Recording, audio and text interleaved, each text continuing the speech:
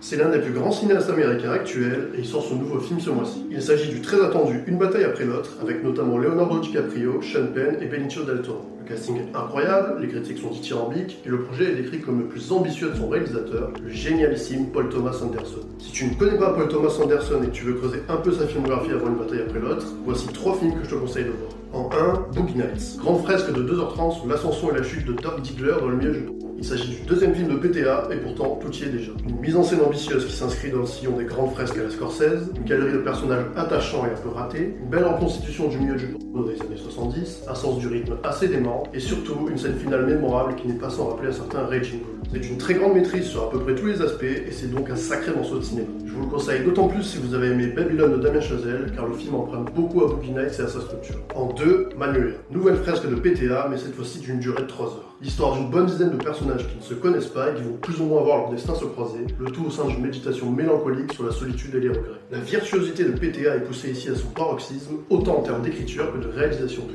L'émotion affleure d'ailleurs bien plus que dans Boogie Nights et culmine dans une très belle scène de chansons communes. C'est simple, on ne voit pas du tout les 3 heures passer. Le casting est démentiel et surtout, la prestation de Tom Cruise en gourou masculiniste est mémorable. Ça reste encore aujourd'hui un de ses meilleurs rôles et donc un de ses plus grands films. En 3, The Master avec Joaquin Phoenix et le regretté Philip Seymour Hoffman. Changement de style ici. La mise en scène est beaucoup plus clinique qu'à ses débuts et le rythme bien plus lancinant et dérangeant. L'étrange histoire d'amour-haine entre un traumatisé de la guerre et un homme charismatique qui veut l'embrigader dans sa secte. Franchement, je crois bien que c'est mon préféré pour le moment. Il est beaucoup moins accessible que les 2 autres cités, mais j'ai absolument adoré sa froideur kubrickienne et l'écriture des personnages. Tous sont détestables et problématiques, et pourtant, on a une réelle fascination pour eux et la complexité de leur relation. Formellement, c'est toujours aussi splendide, et les acteurs livrent parmi les plus belles performances de leur carrière. La première séance d'hypnose est à ce titre un très gros morceau, Joaquin Phoenix et Philip Seymour Hoffman ont toute l'occasion de briller. Ce n'est pas un film aimable, mais je vous le recommande quand même chaudement. Je fais exprès de ne pas citer Vers Ruby Blood parce qu'en vrai, tout le monde l'a déjà vu et tout le monde le connaît. Et pour ceux qui les ont déjà vus, rendez-vous au cinéma pour Une bataille après l'autre.